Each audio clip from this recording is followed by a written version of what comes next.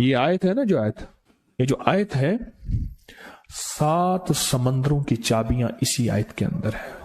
7 زمینوں، 7 آسمانوں اور جتنی بھی مخلوقات ایسی ہے جو ڈس سکتی ہے، جو چیر پھاڑ سکتی ہے، یا ایسی آفتیں اور بلائیں جو آنے والی ہیں، ان سب کو سنبھالنے کے لیے یہ آیت آخری طاقتور ترین آیت ہے.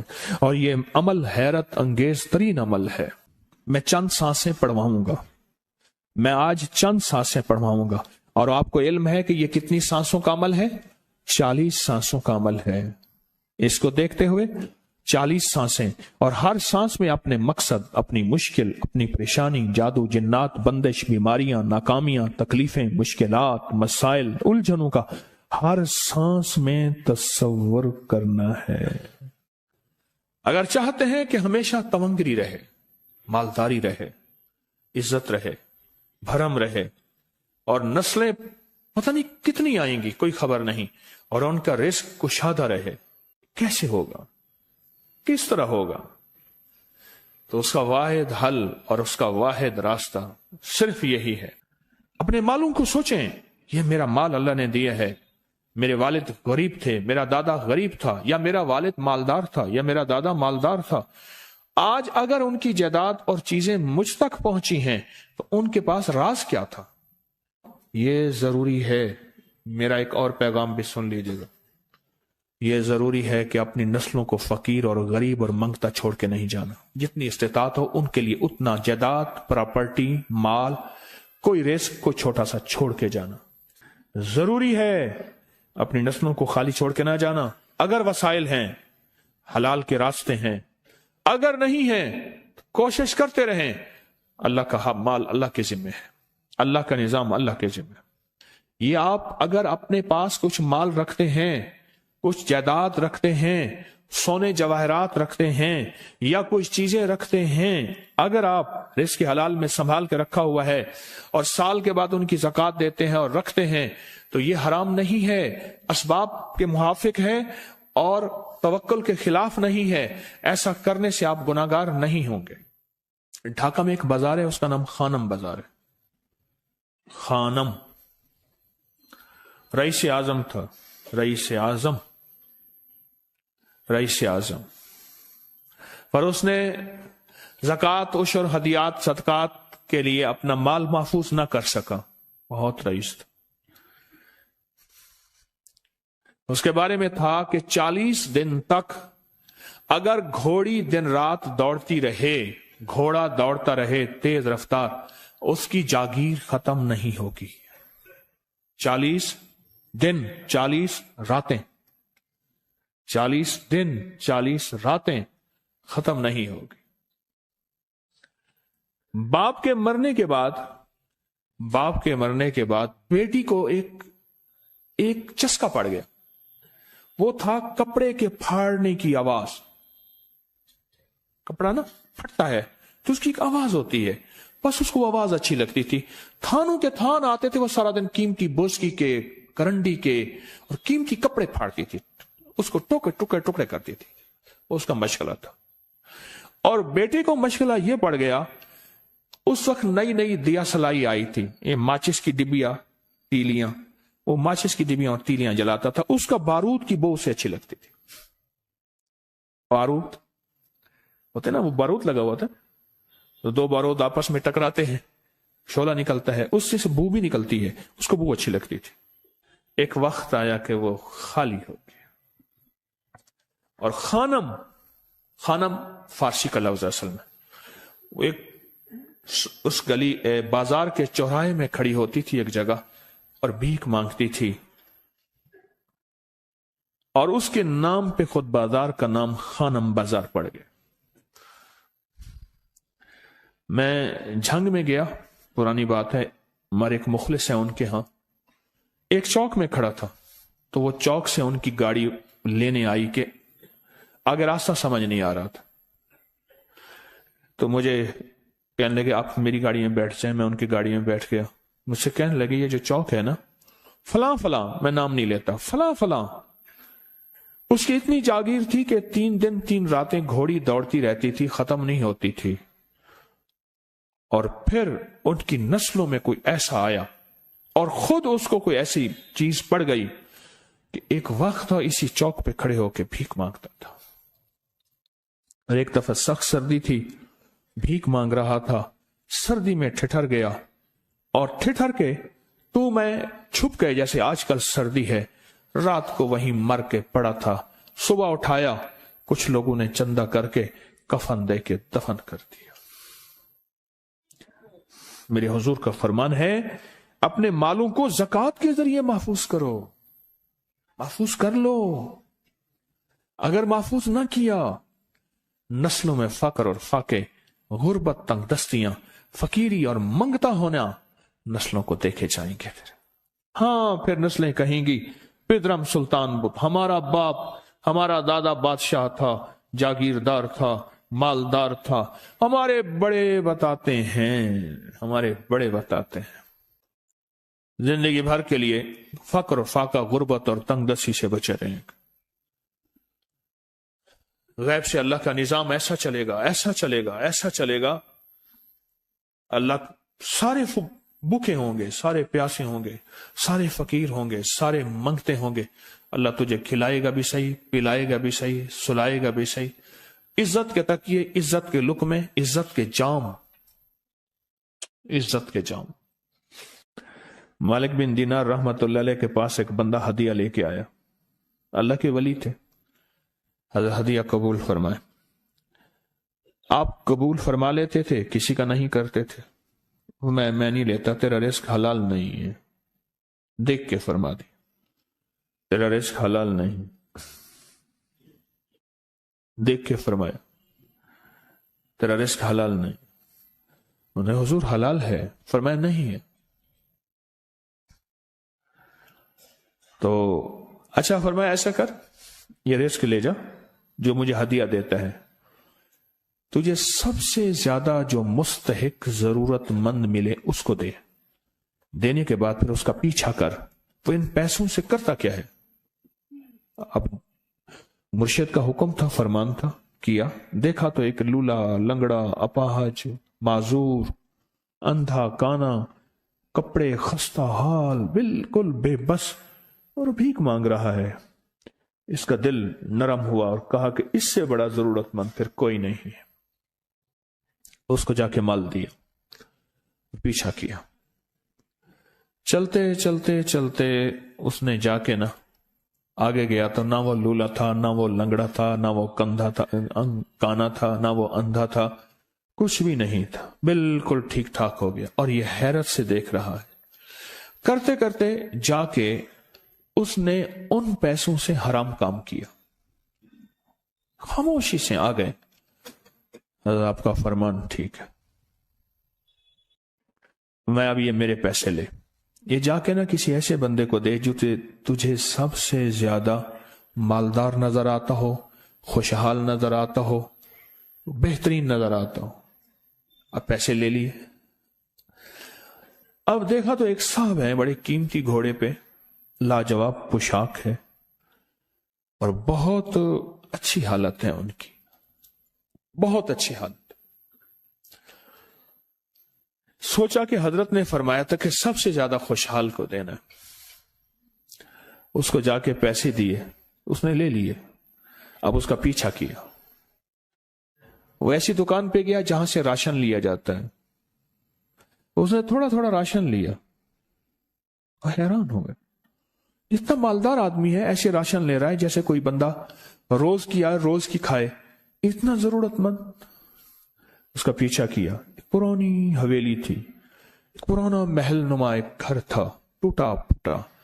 اس کا جا کے دروازہ کھٹکھٹایا. ابھی اندر جانے ہی لگا تھا تو اس نے لگام پکڑ لی. اس نے دیکھا تو ہے تو وہی جس نے آج میری مدد کی ہے. کہا تجھے اللہ کا واسطہ ہے، اب مجھے اپنے حالات بتا دے. تو کہنے لگا تو نے جس کا واسطہ دیا ہے اور پھر تو نے میری آج مدد کی ہے، میں نے آج تک اپنے حالات کسی کو نہیں بتایا. میں رئیس اعظم تھا. تلک الایام نداولها بین الناس. اللہ کی طرف سے آزمائش آ گئی اور فقر، فاقہ، غربت، تنگ دستی ختم، ہر چیز ختم ہو گئی.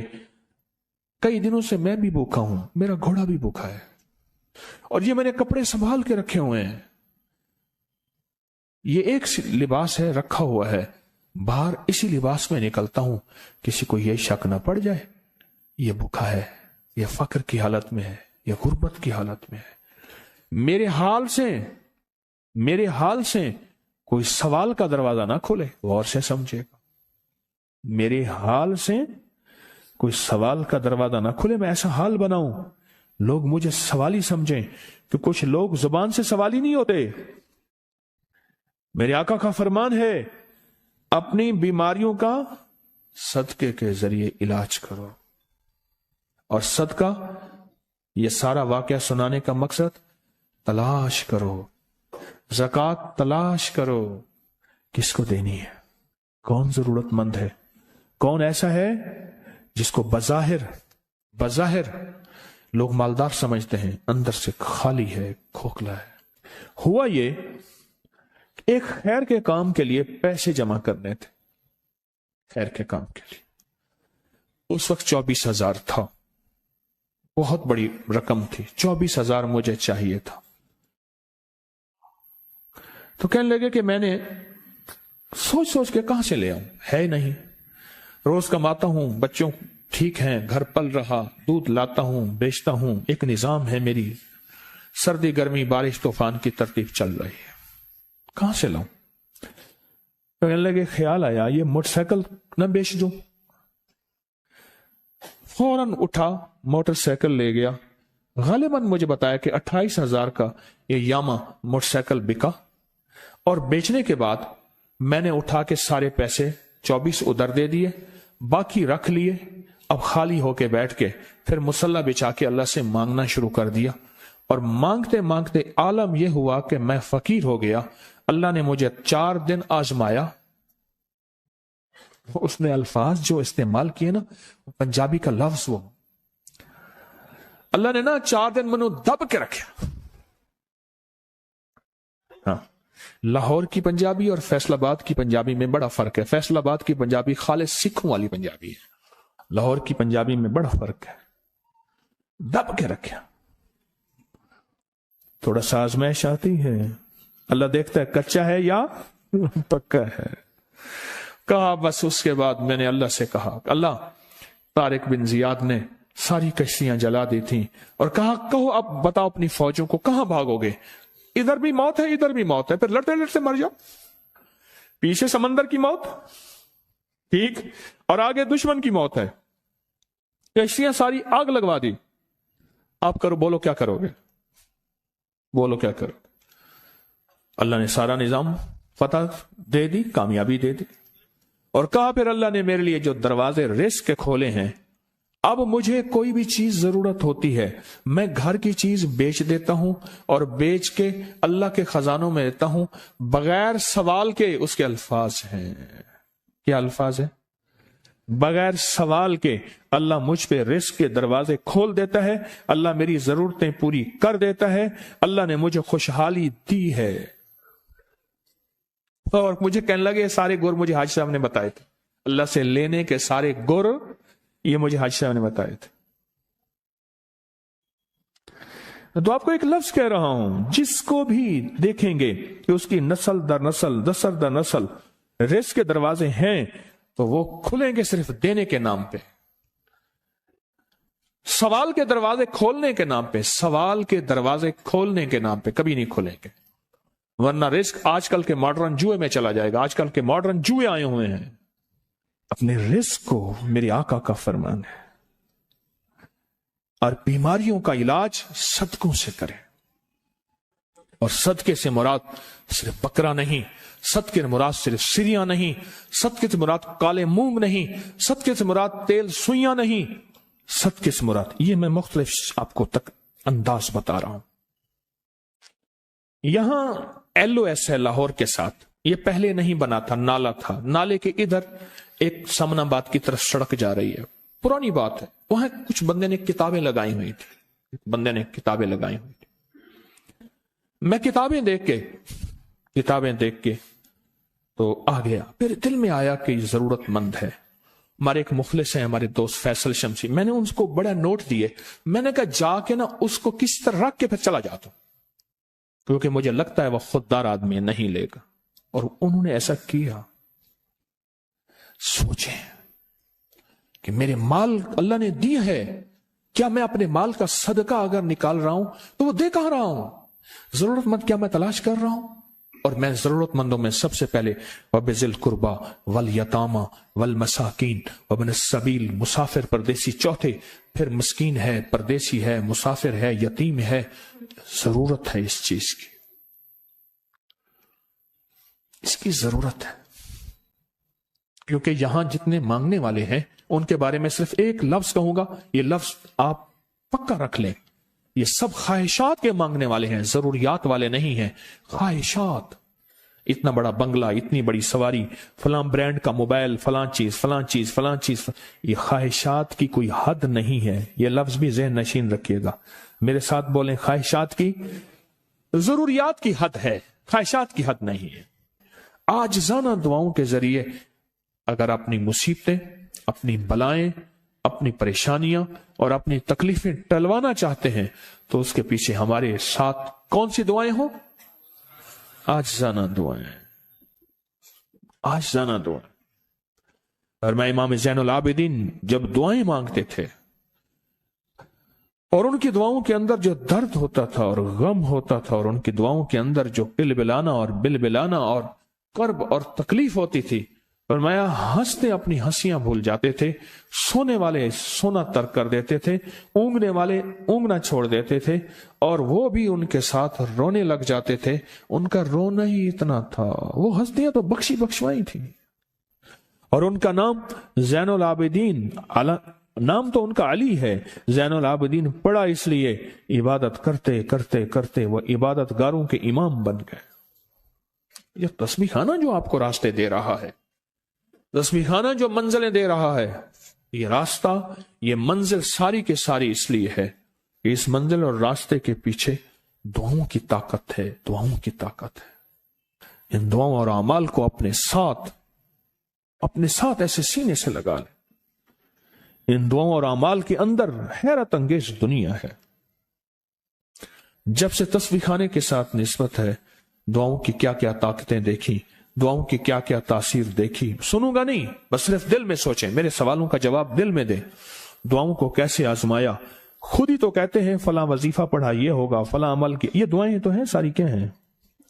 ساری میری حدیثیں، میرے آقا کا فرمان دعائیں، سارا قرآن دعائیں، ساری تسبیحاں دعائیں، اور سارے دل سے گڑ گڑانے والے لفظ وہ جسی زبان میں بھی ہوں، جس کلام میں بھی ہوں، وہ سب دعائیں ہیں۔ اللہ کو یہ مانگنا پسند ہے۔ اللہ کہتا ہے پھر وہ مصیبتیں جو کھجور کے درختوں سے نیچے آ چکی ہوتی ہیں، میں ان کھجوروں کو بھی، ان درختوں کو بھی، ان مصیبتوں کو بھی ٹال دیتا ہوں، اور وہ مصیبتیں جو تیری آنکھیں نے دیکھ چکی ہیں ان کو بھی ٹال دیتا ہوں، اور وہ بلائیں آفات جو زندگی میں تیرے سامنے ہیں ان کو بھی ٹال دیتا ہوں۔